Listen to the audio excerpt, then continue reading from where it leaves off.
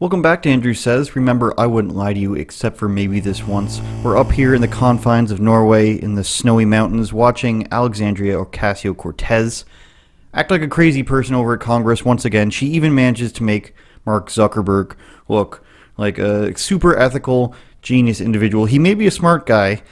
We don't know for sure about his ethics, but AOC sure makes him look great by comparison. AOC is the girl in school who studies hard. You know, she gets good grades, but she can't really read between the lines. She's not familiar with nuance. She's super awkward socially, super naive. And in this case, she's so clouded in her naive elitism that she can't understand why anyone would not agree with her. When did Facebook COO Sheryl Sandberg become aware of Cambridge Analytica? I don't know off the top of my head. You don't know? She just comes across as so pompous to me. She's reminds me of like a judge, the wig from the 1800s in Britain. You don't know? How unfortunate that is. Huh? How dare you not know, Mr. Zuckerberg? When was the issue discussed with your board member, Peter Thiel? Congresswoman, I don't know that off the You don't know. This was the largest data scandal with respect to your company that had catastrophic impacts on the 2016 election. You don't know? Well, Congresswoman, I'm sure we discussed it after we were aware of what happened. Okay. Catastrophic impacts, everybody. You know, it seems to me like she just wants Zuckerberg to just throw up his hands and be like, yes, the Russians interfered, we have no control, we sold all this data to the evildoers, and that's why Trump got elected. I'm so sorry, AOC. We'll do whatever you say. We'll delete anyone's account that you don't like. Please, Miss AOC, implement your eco-communism. You announced recently that the official policy of Facebook now allows politicians to pay to spread disinformation in 2020 elections and in the future. So I just want to know how far I can push this in the next year. Under your policy, using census data as well, could I pay to target predominantly black zip codes and advertise them the incorrect election date? No, Congresswoman, you couldn't. Now here's where it starts to get very stupid and annoying, frankly. AOC doesn't seem to be aware that there are laws against lying in advertising. She just wants Facebook to do whatever she says. Facebook already checks political accounts for advertising. I know this because I try to advertise on Facebook sometimes. Even when it's not political things, they might stop you anyways. Might not put it in certain countries. They don't let me put things in America that are of national interest or political interest in America because I'm from insert snowy country here. Now, she comes in here not knowing anything about this and just accuses Mark Zuckerberg of spreading hate. It's pretty ridiculous. And even if that did happen, even if that is what happened, which it wouldn't happen, her example there, because it would be an international story and everybody would be all over it, she's saying it's Facebook's fault. And they had the responsibility to tell you not to believe something. Not to believe an ad. This is why she's such a socialist, because she wants the people to be taken care of by the state. In this case, it's Facebook. She wants Big Brother to decide what is wrong and what is right for you. Before no effort on your part, Facebook has to decide for you what is lies and what is truth. So long as it agrees with her, of course. No personal autonomy, just let the powers that be decide what's right and what's wrong and what you should see. That's the big part of it here, is that you want a website to decide what is truth and what is not worthy of the public seeing.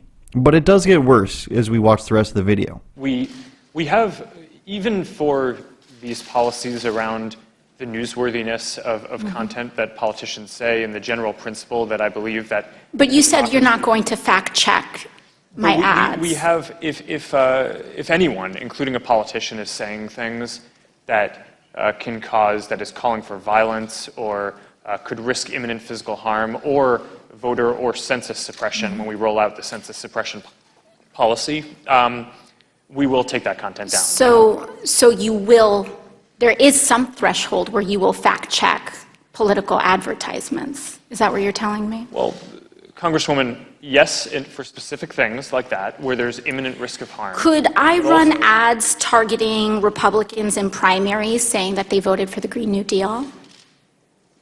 Sorry, can you repeat that? Would I be able to run advertisements on Facebook targeting Republicans in primaries saying that they voted for the Green New Deal?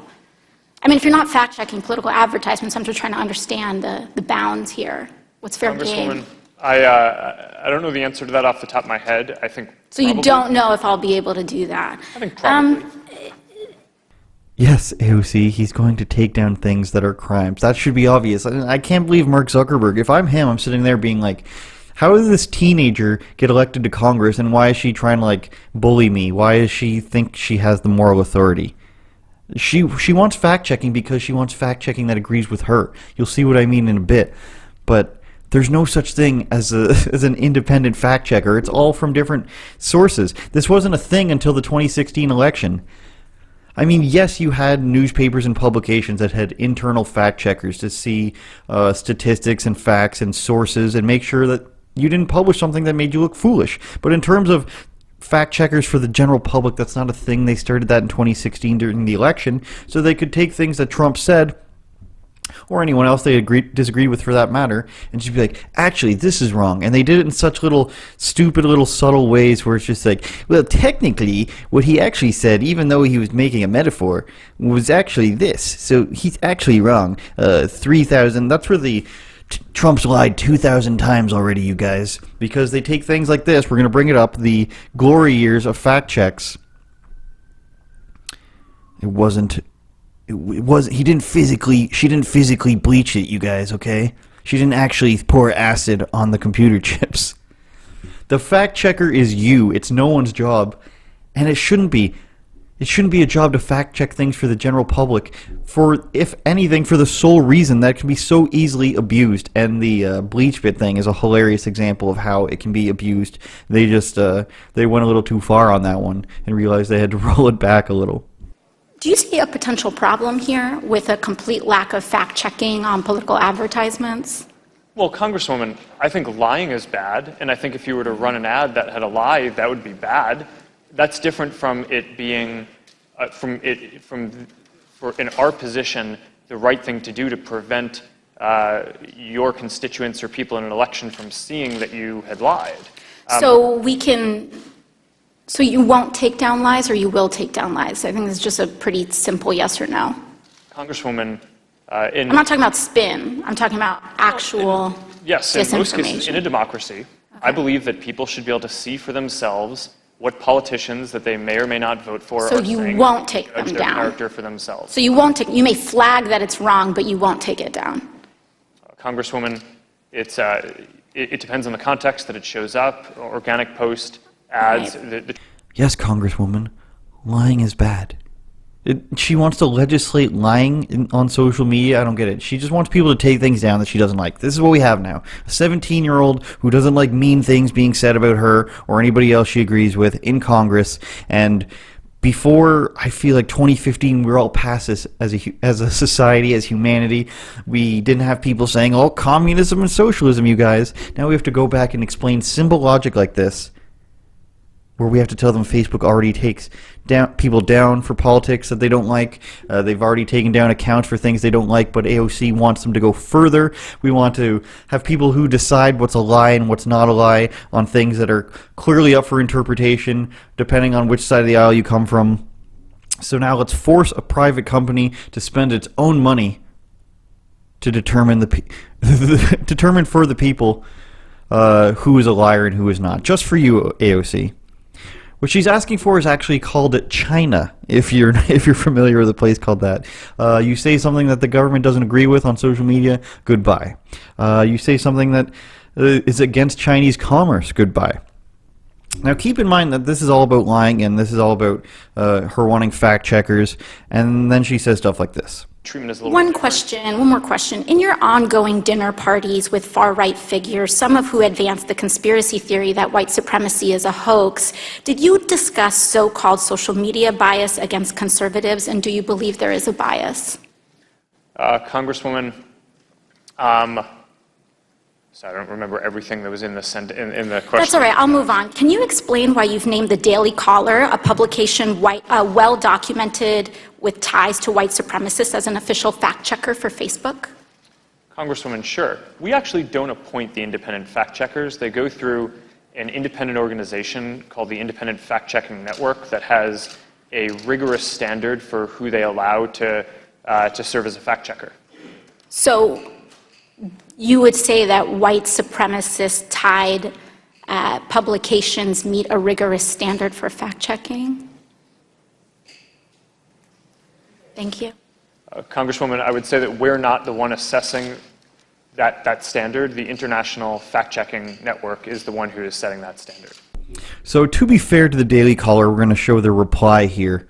Our reporting has directly contributed to putting 4 members of the alt-right in prison and sending 2 more on the run at great personal risk to our reporters on the ground. And it is minority-owned and minority-run news company with a diverse staff, including many African-American, Jewish, Asian, and minority employees. Any allegation that our company is in league with white supremacist types is offensive. We've denounced white supremacy in the past and are happy to do so again. We share nothing with them, and they aren't welcome at our company. For a sitting member of Congress to knowingly repeat such spurious allegations, especially during these polarized, violent times, is just not despicable. It endangers our staff. So Daily Caller, this is the second time I've read this. I didn't really feel it the first time, but now that I'm rereading it, it sounds very social justice-y.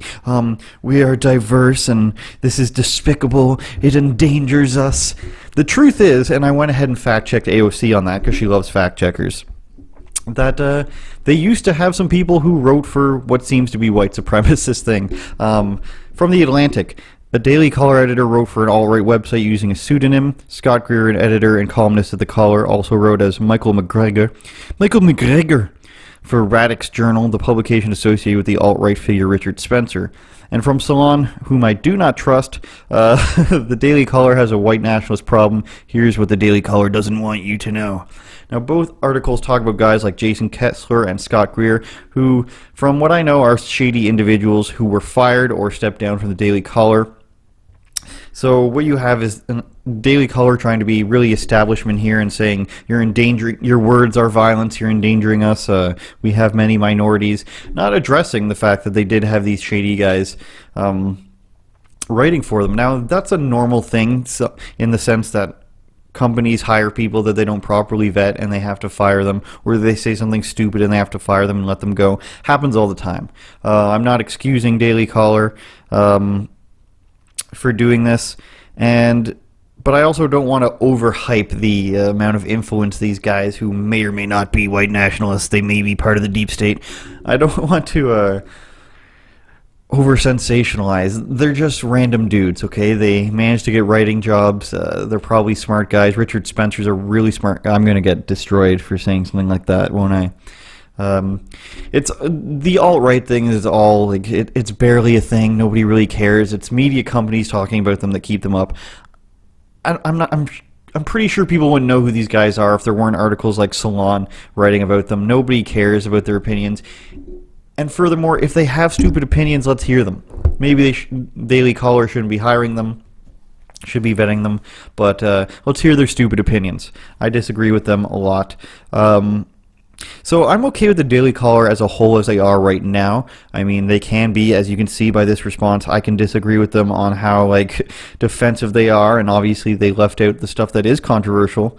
But in general, I'm okay with what they report and some of the videos they come out. There's two guys who dressed as Batman and Robin for some for some protests, and I thought they were just hilarious.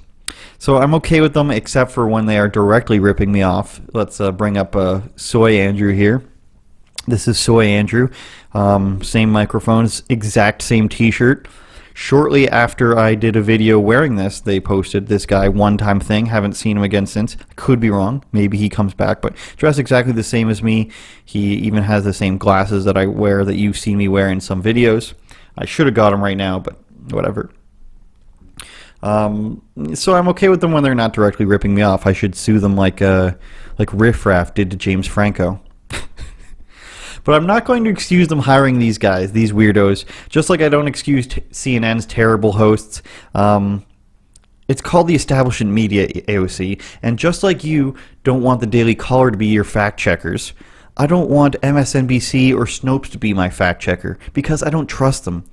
And why? Well, that depends. Your reason for not trusting the Daily Caller is you could think that they are white nationalist supporters or have these ties. But what about me? I could go a communist route if you'd like. I don't trust you because I think you're a socialist. I don't want you fact-checking Mark Zuckerberg. Democrat operative ties all over CNN and MSNBC and Vox and all these companies. I don't want them as fact-checkers either for my own reasons. So how about we just don't have any fact-checkers telling us what we can and cannot read. That's the thing I'm most... It's political censorship. You've decided for me that I cannot read this, I cannot see this ad because somebody said the wrong election date. Get out of here, AOC. If you're stupid enough to not know when your own election day is, and a Facebook ad, it must have been the Russians sowing dissent. And to an extent they did, but did they were they effective? No. That's the thing. You talk about one Facebook ad from one source like this, a hypothetical one at that, and it'd be so damaging to society. So she wants fact checkers, but she only wants the ones she agrees with. Is the lesson here? Is we have to talk about, we have to entertain these teenager ideas where we can't see things objectively. She can't see the nuance or the reading between the lines here. She has to be, on one hand, all fact-checking is good, Mr. Zuckerberg, and we need fact-checkers to prove these lies. But whoa, not the fact-checkers, not even Facebook selected. We can't be having fact-checkers that I don't like here, that I disagree with. And I'm no fan of Mark Zuckerberg or Facebook in general. I don't like their censorious tactics. I don't like them bowing to China, etc., etc. They've deleted many people I like. But when Zuckerberg, the Zuck, is schooling you on ethics and has to teach you that lying is just a concept up for interpretation in most cases, he's schooling you on ethics. That should be a signal, AOC, that you're doing something wrong, okay? Mark Zuckerberg, usually, pretty low on the trustworthy poll. Known cultural appropriation meant there, you guys. And then you bring in AOC, and she's all the way down here, and all of a sudden Mark Zuckerberg looks great. What can I say? I wouldn't lie to you, except for maybe this once. Fact check me, bro.